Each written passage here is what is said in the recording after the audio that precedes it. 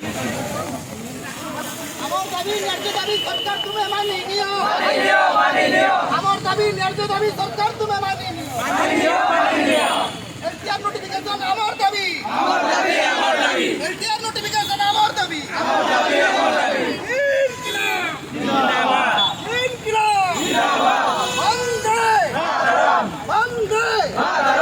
আমার দাবি ন্যায্য দাবি সরকার তুমি মানিয়ে নিও।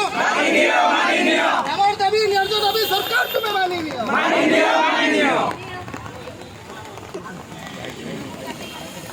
कहबे कि कौन पाई आज जो आंदोलन बा जो बैनर लगी किए कहींपारे यहाँ कौन पाई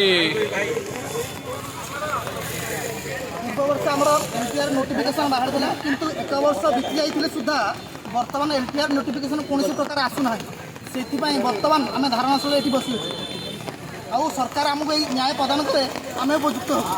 कहबे कि आज केते जन आशायी अच्छा कौ कौ नोटिफिकेशन कौन कौन बाहरी से विषय किसी डिटेल्स कहबे बर्तमान आम आर्ट्स पीसीएम सीबीजेड संस्कृति हिंदी पीईटी समस्त छात्र छात्री मैंने एकाठी होइछु। बर्तमान आमर गोटे दाबी एक वर्ष पूर्व जो एलटीआर नोटिफिकेशन आसीथिला ताहाको बर्तमान बाहर करा जाऊ। ताहा न बाहरिया फल आम बहुत असुविधार सम्मुखीन होउछु। आम पाठ पढ़ी बर्तमान घरे बेकार हो बस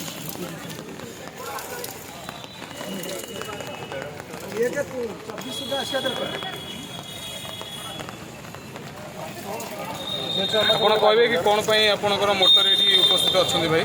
ଆମେ ଏଠି ବହୁ 80,000ରୁ ଅଧିକା ପିଲା ଆମେ ଆଶାୟୀ ଅଛୁ ଆଶାୟୀ ଶିକ୍ଷକ ସଂଘରେ। କିନ୍ତୁ ଆମର ଗୋଟିଏ ଦାବି ରହିଲା ଯେ 2023 ମସିହାରୁ ଆମର ଏଲଟିଆର୍ ନୋଟିଫିକେସନ୍ ଆସିଅଛି କିନ୍ତୁ ଆଜି ପର୍ଯ୍ୟନ୍ତ ଏ ଗଭର୍ଣ୍ଣମେଣ୍ଟ ଏପର୍ଯ୍ୟନ୍ତ ନୋଟିଫିକେସନ୍ ବାହାର କରିନାହାନ୍ତି। ତେଣୁ ଆମର ଗଭର୍ଣ୍ଣମେଣ୍ଟକୁ ଏଲଟିଆର୍ ପୋଷ୍ଟଟା ସାଙ୍କସନ୍ ହୋଇସାରିଛି 6,025 ପୋଷ୍ଟ। तापर कि OSS चिठी कर रिक्वेशन फाइल होना बोली। तेणु आम गवर्नमेंट को एति अनुरोध करूँ यही डिसेम्बर सुधा आमर 2,625 पोस्ट जमी आसू कहीं बहुत पिलांकर एज 2024 पर पलैब। तेणु गवर्नमेंट बहुत पिला परीक्षा देवर वंचित हे। तेणु से गवर्नमेंट को अनुरोध कराऊँ आपण मैंने 2024 पूर्व पोस्टा आसिले बहुत पिला उपकृत हे।